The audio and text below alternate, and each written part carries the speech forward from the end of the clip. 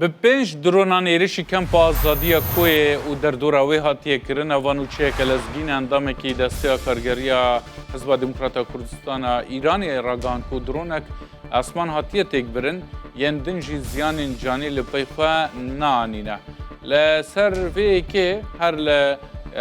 îşev Kempa Azadî li Koyê û derdora wê bi pênc dronan hatiye armanjgirtin kewa behramî endamê desteya kargerî û berpirsên navenda pêşmergên Hizba Demokrata Kurdistana Îranê ji Rûdawê re ragihand, dronek ji aliyê balafirên navpeymanan ve hatiye têkbirin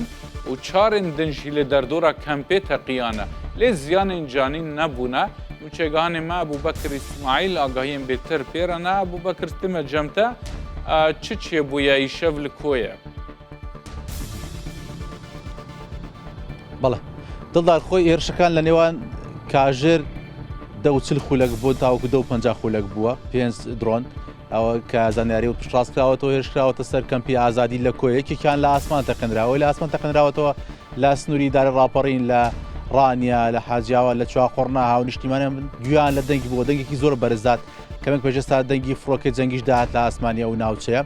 سەبارەت بە زەرۆزیانەکانی ئەو چوار درۆنی دیکە کە بەربوونەتەوە منش قسەم لەگەڵ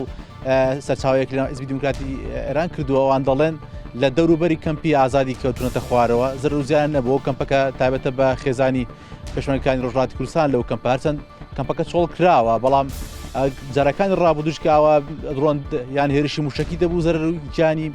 زیانی مادی زۆر دەبوو چکە خانوانەی کە لەوێن بە تەواوەتی خاپوور دەکران تێکشکێنراون زەرۆزیانی گیانیان تەڕادەیەک کەمتر لە بەرەوەی چۆڵکراوەتە بەڵام ئەم شەو هیچ زەرۆزیانێکی گیانی نەبووە ئەوەی هەیە تەنها زەرەری مادیە بەر کەمپەک کەوتووە بەر ئەو چواردەوری کەمپەکەشکان دەجار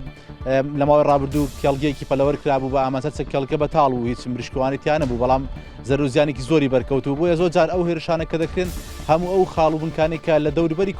کەمپەکەن دەکرێنە ئامانج و زەرۆزیانی مادی زۆر بەرەو کەمپە دەکرێت بەڵام زەرەری گیانی تاوەکوی سایز نەبووە و هەر ئەو چوار درۆنە بووە کە بەرکەمپی ئازادی کەوتووە ئەم شەو.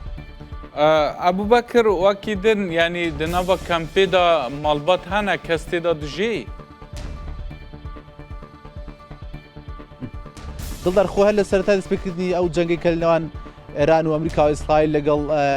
ئەو لەلایەک و ئێران لەلایەکی دیکە دروست بووە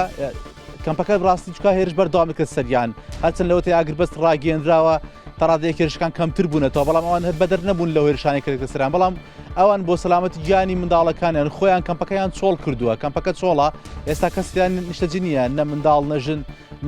پێشمەرگ کەسی لێ نییە بەڵام ناوە دەکرێتە ئامانج بەو ئامانجی ئەوەی کە خاپووری کەن ئەو کەمپە هەتاوەکو ئێستا کەس لێ نەماوەتەوە چۆڵیان کردووە بە تەواوەتی هەر ئەو کەمپەنیە کەمپەکانی دیکەش حیزبەکانی ڕۆژهەڵاتی کوردستان ئێران بە تەواوەتی چۆڵ کراون بەڵام ناوە لایەن گروپە چەکدارەکانەوە لایەن